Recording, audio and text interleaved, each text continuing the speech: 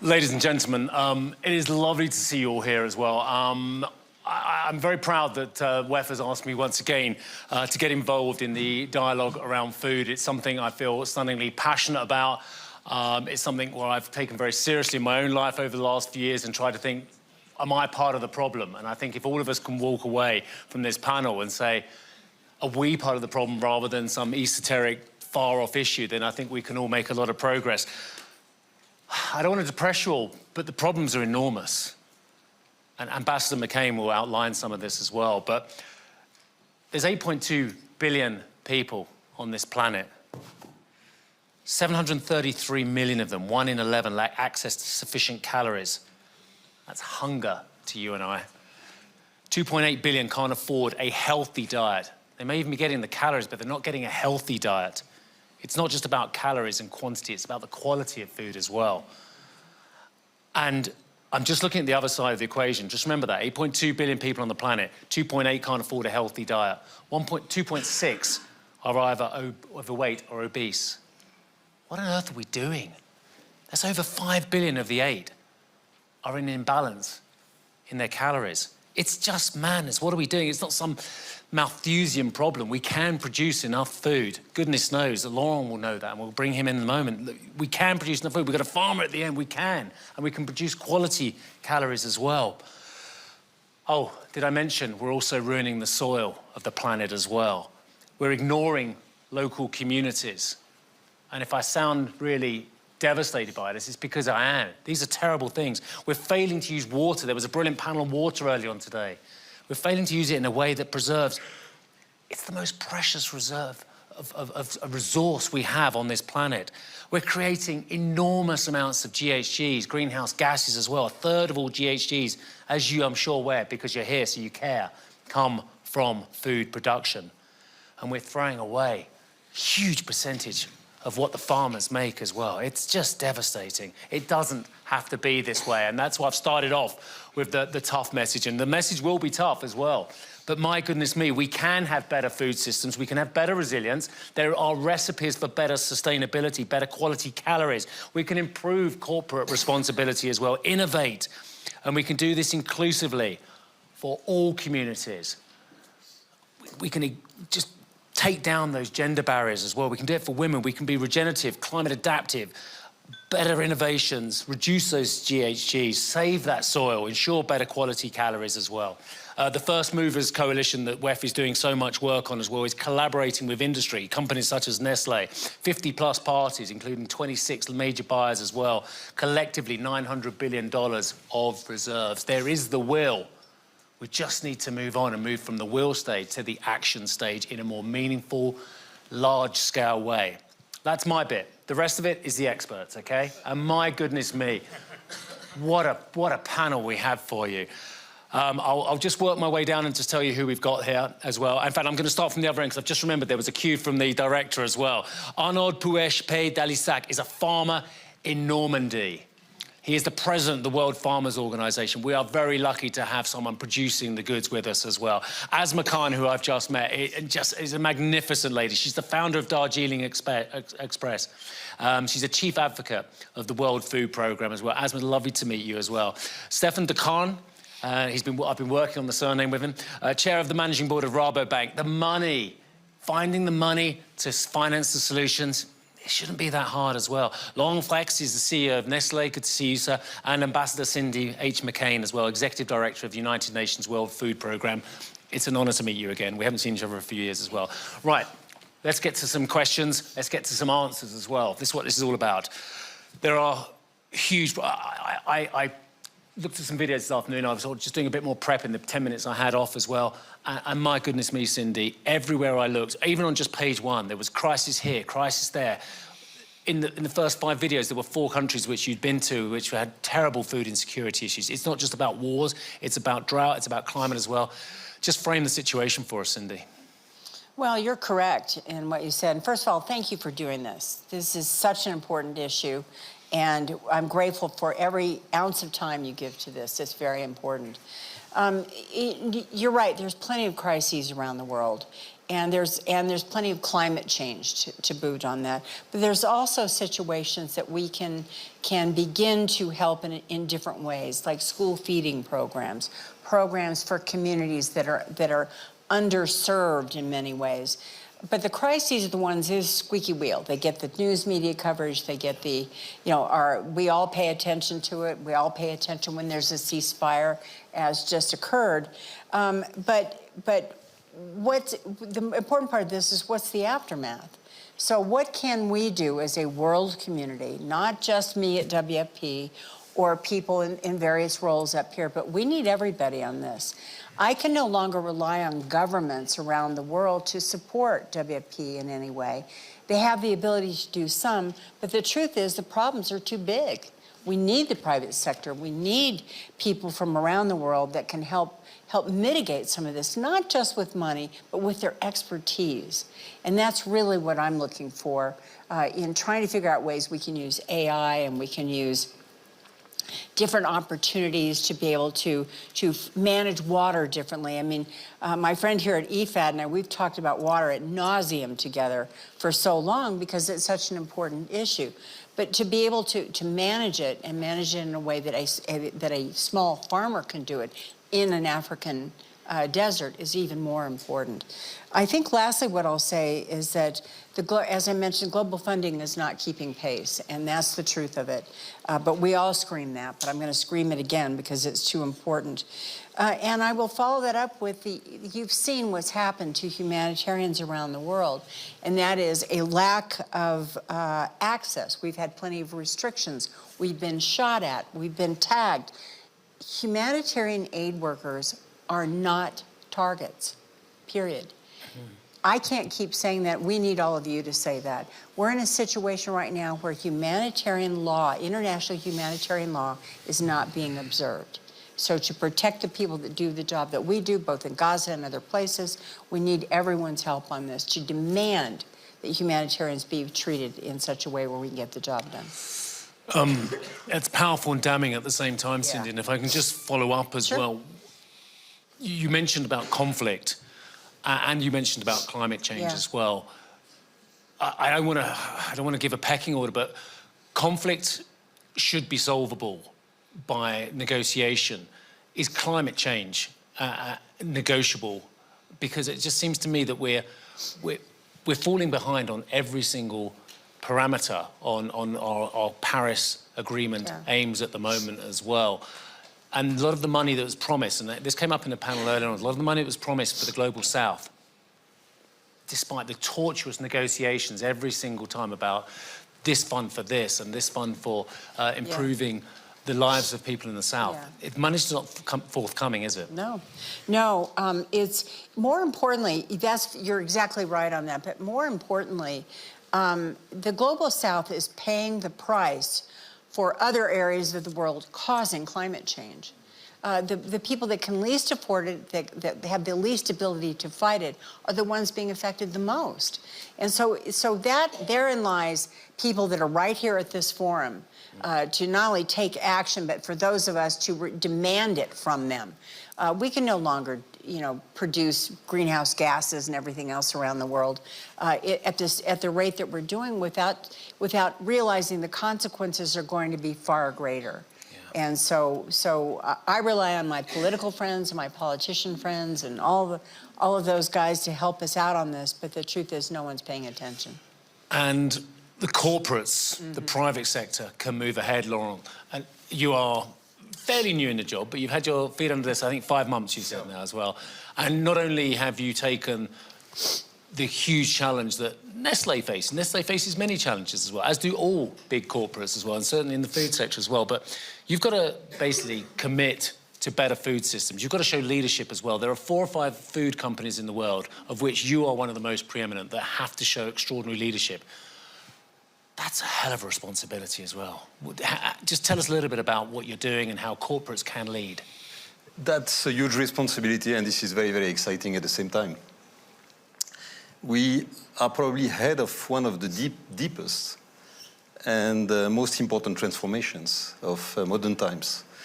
When you're saying that the food systems account for 30% of the global emissions, So it's not minor. And if we want to tackle climate, we need to tackle food systems. And we know that this is coming essentially from ingredients. And by the way, we see the impact of climate on the availability of food ingredients.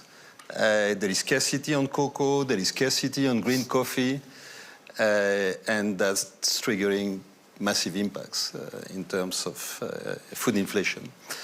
So that's one aspect. One other aspect that is important to bear in mind, and Arnold, of course, will confirm, there is little motivation from the next generation to go into farming.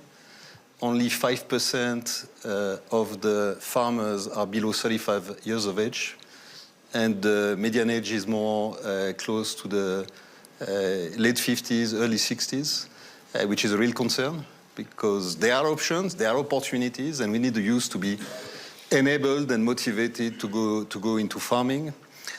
And there are solutions, and certainly regenerative agricultural practices are the solution. I think we can motivate the next generation and the current ones, of course, to apply them, because this builds up resilience, this protects nature and biodiversity while tackling the climate challenge. And the good news is that this improves income. Because it wouldn't improve income, would have no chance to succeed. That's my first intervention here as well. Yeah. Regenerative process. I mentioned Malthus at the top, and I'm pretty sure you're all aware of the old concern that we were going to run out of food before, as the population grew exponentially and what have you.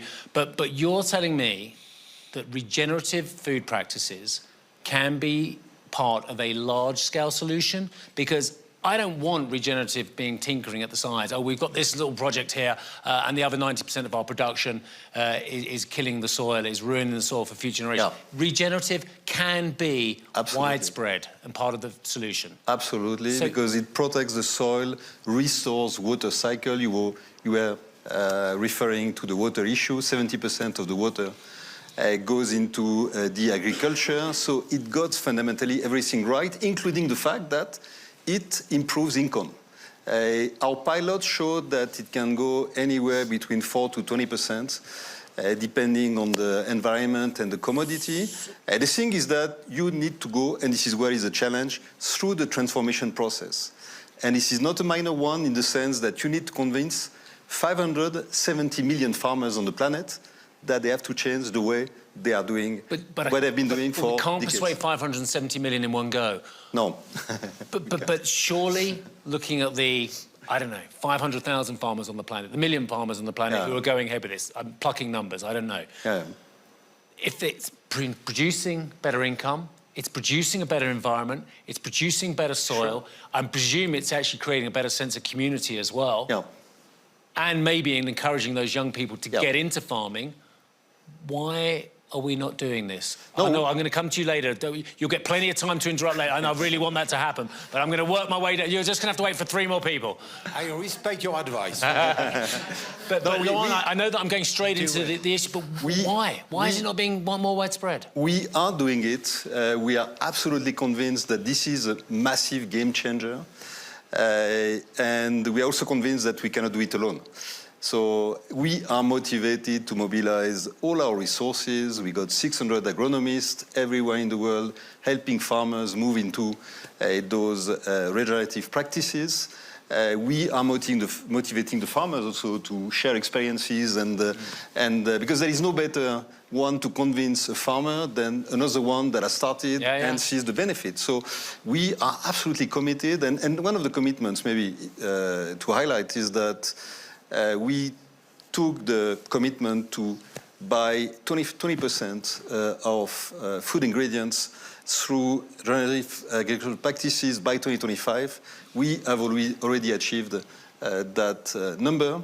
We talk about 4 million tons sourced from 46 countries. So 20% of the product... I'm sorry, I don't mean to... This is really important, and we'll get through. 20% of the product that Nestle sources is now from regenerative farming. Absolutely. And you've done that. Yeah. So and what's your next target? And the commitment is to get to 50% by 2030. But we don't praise the day, because we know that there is so much to do. And we But call that is for fantastic, collaboration. I have to say. And again, working with the likes of the First Movers Coalition, give people more knowledge as well. That's just brilliant. Stephen de Craan, it seems to me then, given what I've just heard from Laurent, which was a lot more hopeful than what I heard from Cindy, I've got to be brutally honest. I've got to be brutally honest that actually the finance case is there. The finance from amazing banks that, and I had a Dutch lesson earlier on as well. I know what the board of Rabo stands for. It's as in board as in farmer. So we all learned something then. Yeah. You've been involved with the... Yeah. Indeed. Yeah. You've been involved in farming as a bank for generations. Yeah. It's a no-brainer. The finance should be there, or is it? Thanks for the question. And you're right. Rabo is standing for Raiffeisen, which is a cooperative bank, and the BO is standing for Boeren, which is farmers. So there you go. So it's in our. You knew that, didn't you? It's. I'm sure you did, sir. It's in our DNA since 125 years that we are financing farmers, not only in the Netherlands but also outside, from Brazil to New Zealand to Australia to the United States. So all the big producing countries, we try to be there, and we do that for the big farms, but also for the smallholders. And we're still making profits. We never made losses in 125 years. So if somebody's asking me, is there a business case? I'm having a real problem understanding why we have a case. problem when there's profit from regeneration and there's profit from financing agriculture. Makes you wonder, doesn't it? Why have we got this huge problem? So I fully agree with what Laurent was saying. I was in Brazil and I visited large farms, very large farms. And if you look there, the way they are and the level they reached already on regenerative agriculture, it's huge. So, but they have the scale, they have the economies of scale because they are big.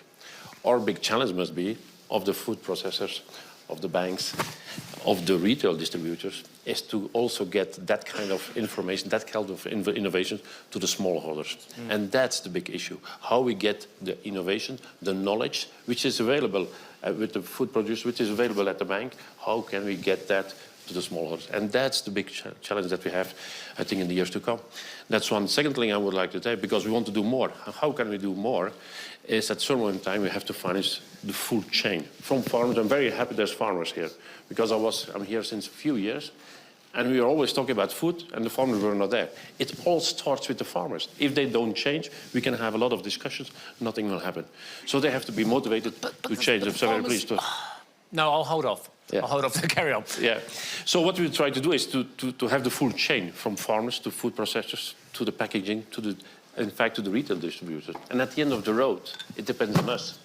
Are we willing to pay for more, what I'm calling green food? Are we willing to pay for that? And this whole discussion we have today, what's the true value of food? And at a certain moment in time, if I make the comparison with energy, why we have a lot of us solar panels or we are driving electric cars? Why? Because it was subsidized. Or a fuel car was taxed. In the bank with us in the Netherlands, only electric cars. Why? Because the other ones are taxed. So at a certain moment in time, I think, in Europe, the biggest budget is going to agriculture. We don't ask any increase of the budget. But is it going it's just to a reallocation of the budget to come to true value of food. But is it going to agriculture, which is keeping the status quo, rather than going to agriculture or parts of agriculture that actually change from non-regenerative practices? Is there a discrimination in the financing available? Because that, which is the kind of point you were making, Ace, if you incentivize or we are doing that. de-incentivize an old type of way of farming. We are giving reductions on the margins on those farmers who are going in that direction, who are doing that transitions. We are pushing that. Yeah. We have to put, just for the Netherlands, 3 billion available. And also where we have a time, because if you do transition, it's not in a few months, it takes years. So we should be capable of financing that gap. That's what we're trying to do. And you mentioned the very big farms and you mentioned the small ones as well. Yeah. As Makan, how do we make this inclusive for the small farmers, the farmers who don't want to turn vast tracts of land that we've seen in Brazil into these mega farms that we see across the prairies as well? How do we enfranchise small farmers? How do we enfranchise women as well in this whole debate? Well, the way the conversation goes everywhere, you get the feeling that everyone is only talking about farmers as men, when more than half the farmers are female. Right. But of course, the big problem is that around 13% of those farmers own the land. Ownership makes a huge difference, massive difference, because It is maybe in our DNA, but women want security. They want surety. Often people ask, why do Asian women wear gold in their hands? It is our safety net. So you can sell the gold and you'll be safe. So the thing with women who don't own their farm, unsurprisingly, the yield on the farm where they are working is less than if a man was working, if they don't own it. I think that we really need to address what is happening to women. Women who are farming are almost on the fringes of society. You don't see them only when someone is actually going out looking for them and you're talking about them. But do we listen to them? Are they on the table? Do they have a seat on the table? Yeah. The problem is that when small-holding female owners or not owners do not have a seat on the table, you do not understand what their fears are. You cannot actually get them to then change the way that they are farming. We need these female farmers and all farmers to get the education, the training, the confidence. And I think it has to be a community-based thing. Yes. It has to be their own people. It cannot be people dropping in from outside. The outsiders are always seen with great suspicion. And if you're not a farmer, you're coming from outside, they don't want to really trust you. As my first point is, I live next to a farm. She's my neighbour. Her name is Rachel, and she is magnificent, and she owns 400 acres, and I wouldn't mess with her. She's a brilliant farmer. So there are great examples on my own doorstep as well. But you mentioned it has to be community-based as well. Really difficult question. How do you change mindsets, which I guess have been going on for generation after generation after generation? Where does it come from to change the mindset of a community and allow that female ownership and empower those women with education? It's not easy. I accept that. But the thing is, in my lifetime, I will not die till I see patriarchy shaken so much that a woman feels the land she walks on, the trees that she touches belong to her. It is absolutely our right to feel we own the land, because the blood, sweat, and tears that go into farming, women or men, but it's harder for women. And I'll tell you why. My first time, I had gone to see a farm supported by the World Food Programme. This lady, the first thing that struck me is that she told me her age, and it was the same age as mine, and she looked a lot older. She had aged in the sun. She was so proud. She had her dignity. She owned that land. And in that farm, Khaldia took me and she showed me her farm, and I could see all the other farms, all absolutely crammed with trees, but not her farm. And I asked her, you've left spaces between. She said, yes, I'm giving them space to grow. I'm giving them space to become powerful. And she owned the land, and she took that initiative. And she also told me that there were times when she left the land fallow to recover. And when you own something, then you care a lot about it. And I think that one of the things that we need to do is to talk about ownership, but also, the First Movers Coalition.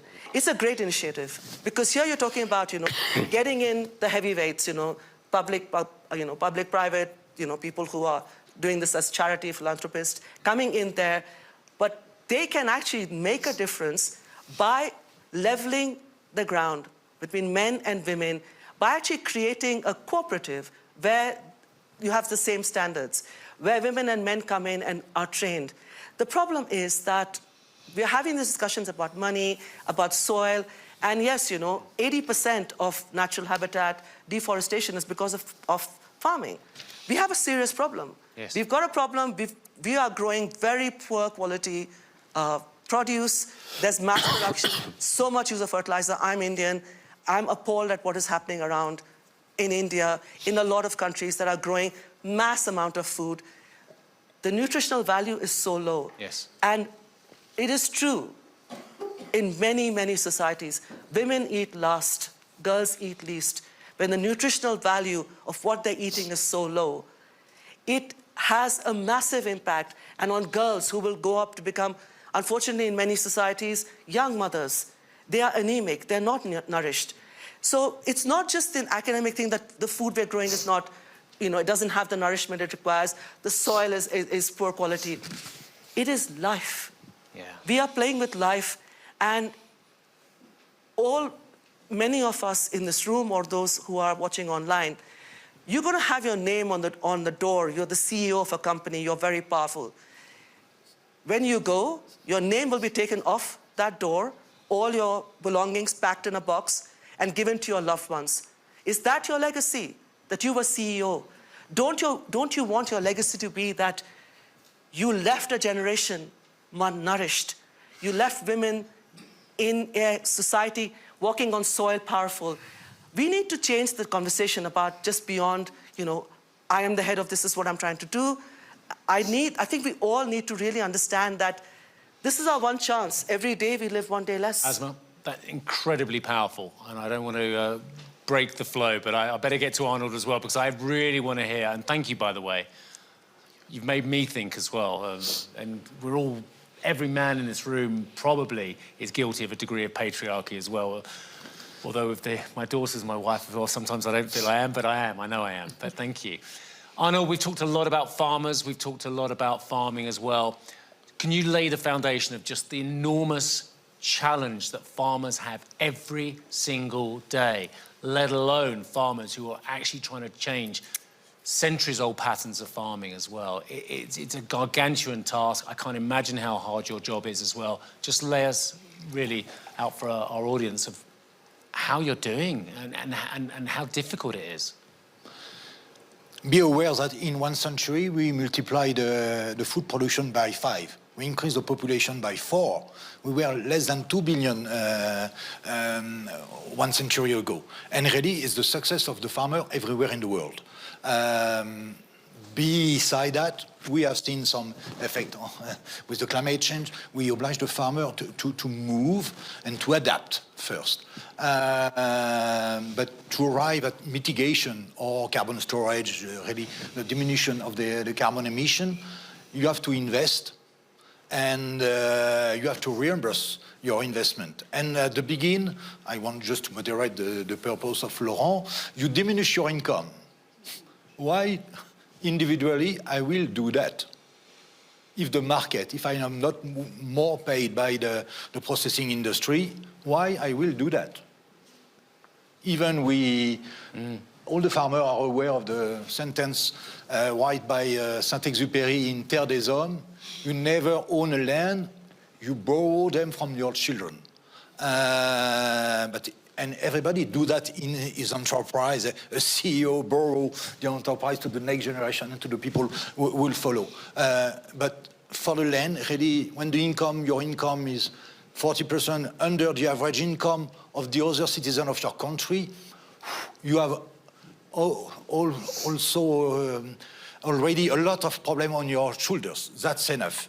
And the sign of the market, the demands, is not enough clear. Even some companies like Nestlé, like Pepsi, like Danone, like Illy Café, etc., are going in the right direction. It's a weak sign compared to the massive change we have to do.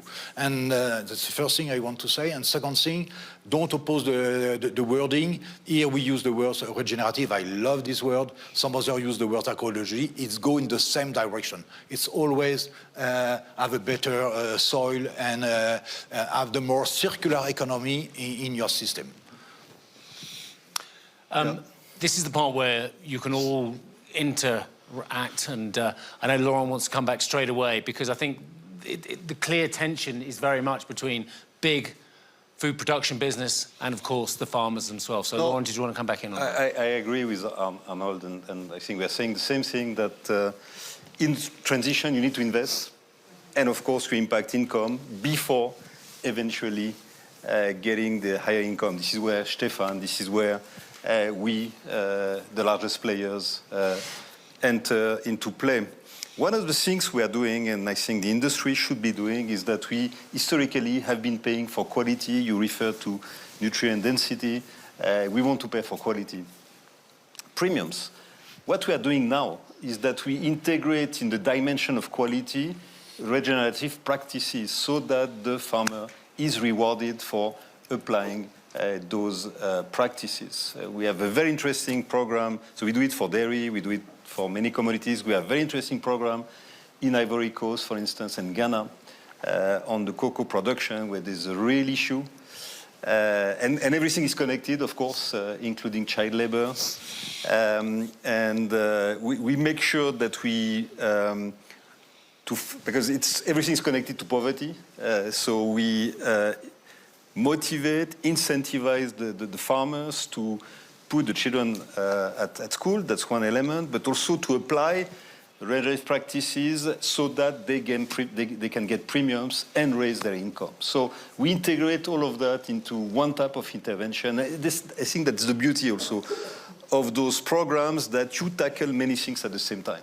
I think it's one of the issues that most of the time we try to slice and dice the issue, but we should try to find end-to-end solution covering the social dimension, sustainability. Before I ask Cindy about the role of long-term investments as well, it is very clear to anybody involved in agriculture that you are one harvest away from disaster. You are one climate change event away from disaster as well. So asking the food industry to pay for regenerative farming over a longer-term basis, having longer-term contracts, regardless of one poor harvest, of one poor year, from the financing point of view, from the food production point of view, I would imagine it would answer a lot of the problems that Asma was talking about, that Arnold was talking about, and that Cindy's talking about with food insecurity issues as well. I'll ask you two first about this, Stéphane and Laurent, and then I'll get the response from the other three as well, if I may. So, longer-term investment rather than season by season, that is absolutely pivotal for, I think, a lot of what we're talking about here. Oh, it is, because this is a very, very deep transformation, embarking hundreds of millions of farmers and an entire food system. We should not be so short-sighted and looking at the impact of climate events. I'm thinking of cocoa prices that are reaching historical highs, 5 times higher than the average of the previous 10 years. You know, what does it mean compared to investing a few percentage points of what you buy, of your income, in building up resilience and improving yields and improving income?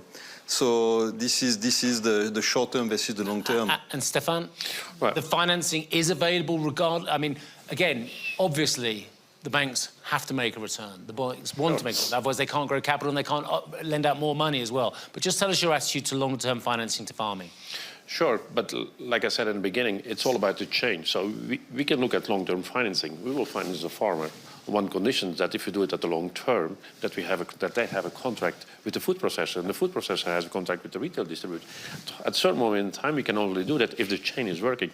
And so that's one of the reasons I'm always coming to Davos. The chain has to work from small Yeah. farmer. You see a lot of collaborations between the bank and the food processor, even between food processors, between the PepsiCos and the Nestle's, and I think that's what we have to see more. Is the farmer getting the benefit of that as well? As the small farmer in the global south, is the big farmers in Brazil, as the medium or large-sized farmers in Normandy, are they getting the benefit of that? But the farmers, they are entrepreneurs. I always say the farmer is an entrepreneur. They can calculate very well. They work 7 days on 7, 24 and 24. They want to invest on one condition. Do you really think that someone who wants to be an entrepreneur would become a farmer? I think so, yeah. I really think so. I have read a lot of respect for farmers. I think they have such a love of their... You've got to love the job to be a farmer more than want to make money, haven't you? But an entrepreneur, you decide. Yeah. You decide in a market with rules, but you decide. You are, in this case, an entrepreneur. Okay. You have not an income with falling a wage with falling at the end of the month. Really, you expect to produce something, plants, livestock, eventually services for the society, but it's mainly your production. And in this case, you are an entrepreneur. The industry, the EV industry of the EV industry. When you invest in agriculture, in land, you need a generation to reimburse the land you are buying. And if you can't buy the land, you need to lease the land. And what Asma underlined, the importance to have a leasing, a long contract for the farmer. Security. In Asia, in Africa, it's a huge problem, and especially for the women. And Cindy, this addresses a lot of the issues you want to talk about. Mm-hmm. Let me start with just this, if I may. I'm going to take this back to the basics. Food security is national security. Without food security, no matter the size of the country, the size of the farm, no matter the size of the community, if without food security, there is no national security. So food brings security with it. In terms of innovative ways that we use, anyway, at WP, one of my mentions was the school feeding programs. We actually take communities. They're all involved in it, either growing or cooking, et cetera. But it brings everybody into the community and also raises the level of nutrition that's actually entering. It's been very successful for us. Empowering women, as you mentioned, is the most important thing you can do. We'd like to get away from emergency food, put them on and get them into the farms and be able to, but they can't do it without financing and they can't do it without help. So that's how the things that we work with, if I may very quickly, government debt swaps is something we've been working on lately. Blended finance models combining public and private. Resilience programs that are funded different ways. We're looking for any way to creatively fund in a better way these smallholder farmers, especially the females, in making sure that then we can give them a leg up. And that includes education for them and also financing in smaller ways like cash-based transfers in some ways, maybe not quite that small, but anyway, there's a number of ways, but we have to support the women in the community. And I think lastly, if I may, climate-smart agriculture. We were talking about all the mitigations that we need to be doing, climate-smart farming and agriculture, and using tech to do that. And there's not enough tech used, in my opinion. Yeah, we had a great panel And I'll speak ago. to underdeveloped countries. I know His Royal Highness can speak to that as well. Well, I think it was 2 years ago we had the CEO of Bayer on as well. And how about this for great technology? You know, we talk about GMOs and we're all terrified of genetically modified foods. But the CEO of Bayer at the time was saying to me, no, we don't put extra stuff in. We're playing with the DNA that's already there to create better water resilience now. And then suddenly my mind went, this is amazing. We're not actually injecting some terrible external factor into our seeds of barley, wheat, corn, whatever it may well be. What we're actually doing is improving the DNA that's already there. That stuff was blowing my mind. And that goes right to your point about innovation and science and technology. Asma, have you got any examples for us? You've laid down a very powerful case of just how challenging it is. In fact, you and Cindy it's really hard to listen to just how tough it is, especially for the small farms in these war-torn areas or for women trying to own their farming. Can you give me an example of where it's working or actually where you've seen, actually, this is how it can be? I went to a female cooperative in the Bekaa Valley in Lebanon. This was the spring of 2023. And the first thing I noticed when I walked in was it was a game of two halves. There was this huge group of much older women, the grandmothers, and a lot of young women. And this little cooperative, which began more than 5 decades ago, they were pickling, they were preserving, they were essentially doing what used to be done in the past in the hills there in Lebanon. But because of the financial crisis and people not being able to afford food, a lot of these young women came to learn from the women how to pickle, how to kind of use the aubergines, the monet to make it, they were making za'atar, many different versions. And what the World Food Programme had done is got them this big kind of machine to make labneh. And they were selling this to the Middle East. And the head of this whole cooperative, she met me and said, welcome to what we used to call our cave. Today it is a castle. What I saw in her eyes was such pride, dignity. So I saw this working, and it works. It works because we don't want to live, women don't want to live hand to mouth, begging for handouts. Just give us the pathway. Do not block our way. Do not make us stumble on enormous amounts of hurdles, which men will not go over. Give us a pathway, and we will excel. And here I saw it. I was so impressed. Okay, I've just seen the time. I will kind of obey it today. Arnold, I want to start off by looking at more solutions as well. We've covered a lot of ground, and all of you have actually, from the start, we didn't just address the challenge, we addressed the solutions as well, and I'm so grateful to all of you for that. Arnold, we need ecosystems of interest as well. We need the financiers, we need the governments, we need the private enterprise, and we need the farmers as well. We need everybody on board. We need the consumer to value the food they eat as well. Tell me where the leadership has to come from in this coalition of interests. We need the retailer also. The retailer, they sell a big part of our products, and without their help, if you put on the shelters the good products beside the other with no sign, with only the margin who interest them, at the end, we are not going in the right direction. And we need them.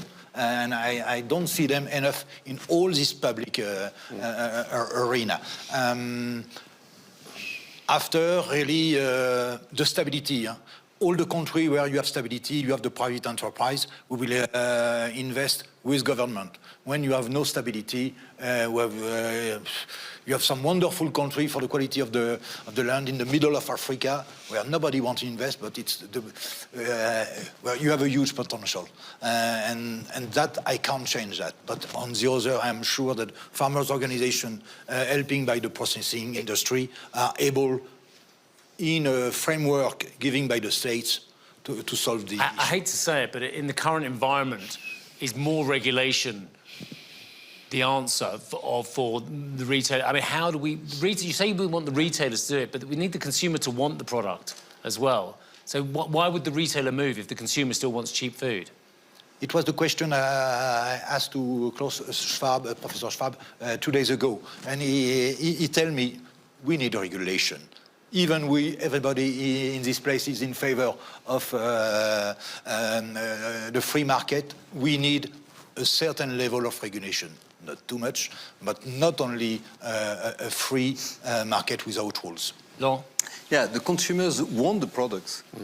They want better products, they want more sustainable products. The issue is that they are not really ready to pay for it. So that's the challenge that we face.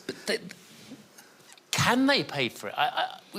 I mean, we've just seen I'm loath to go there, but we've just seen a change of presidency in the United States based pretty much on the cost of living crisis. It came back down to the economics more than anything else, probably. Inflation is a reality. Food inflation is a reality. Nowhere in the world, including Switzerland, you would find consumers telling you food prices are low. No, everyone would complain. Food prices are really high. And they have an impact on the household. But when I go to Migros up the road there, I love I go straight to the food and the veg, and the quality of the food is fantastic. Yeah, it is. Migros, there are other retailers are available, but I mean, it's my favourite thing in Davos is going back to my apartment and steaming some broccoli. I was like, terrible, isn't it? You're right, and we come back to what Arnold was saying, that brands that talk to the consumers have a role to play. We are conscious of that. You do. And the retailers have a role to play, there is no doubt, to nudge the right behaviour. Rather than regulation, discrimination from the financiers, though? I don't like the word discrimination. Pushing more sustainable farming incentives. Yeah, but that's what we are trying to do by giving cheaper funding to those. Your shareholders happy. But we have the advantage to be a cooperative, so profit maximization is a topic, but it's not my primary topic. So we can, as a cooperative bank, we can really try to have an impact on those transitions. I always say that I'm the honor to lead the bank since 2 years, and when I arrived at the bank, a lot of people thought that we were the greenest bank in the world. We are not, because we are in agriculture, and today in agriculture has an impact on climate and nature. But if there's one financial institution who can finance the transitions, then I think it's Rabobank, and that's what we try to do. Okay, I've got time for one very quick round, and it will literally be a couple of words each, 10 seconds, 15 seconds each. So one of the, I don't know, let's go for the lowest hanging fruit, the one thing that we can do easiest to make a change today, tomorrow. And I'll start off down that end with Arnold, and I'll work my way over to Sally as well. What's the one thing that's the easiest thing that's not being done, Arnold? contract. Nobody used the word contract. We need contracts in the food chain, and it's work like that. Everybody who try to have a contract for his house, for his job, we need contract. Asma. We need stories. We need stories to make it look sexy, exciting. We need to make agriculture something that everyone is interested in. So we need storytellers. Oh no, you just said we need Jeremy Clarkson. Did you just say that? Did you just say, because he's the best storyteller that farming's had for a long, long time. Like him or loathing. I differ, my opinion is although she did use the word sexy, and Jeremy Clarkson, they don't go together. Absolutely. Stefan, what do we need? Not my type. Something we didn't discuss about, perhaps a topic for the next time, it's food waste. Yeah. We are talking about food security, and we are talking about more green agriculture. 30% of the produced food is wasted. 30%. I know. Work on that is, I think, a big challenge for all of us. And we eat too much of it in the West as well. Yeah. Laurent? No, I agree with everything that has been said. Maybe Apart from the Clarkson bit. one idea that we need to motivate the young generation to get into agripreneurship. Only 5%, and they can help the transformation. Cindy McCain. Building partnerships and using technology. The two biggest things I believe we can do, especially in the field I'm in. I'm always proudest when I get to work with Tanya and the team on the food panels, and it means a lot to me to hear so many brilliant people and to be with such a brilliant audience as well. So, first of all, I'm just going to thank everyone. Arnaud Pouesh, P. Dalissac, Asma Khan, Stefan de Khan, Laurent Flex, and Ambassador Cindy McCain. Thank you all very much indeed. Thank you so much.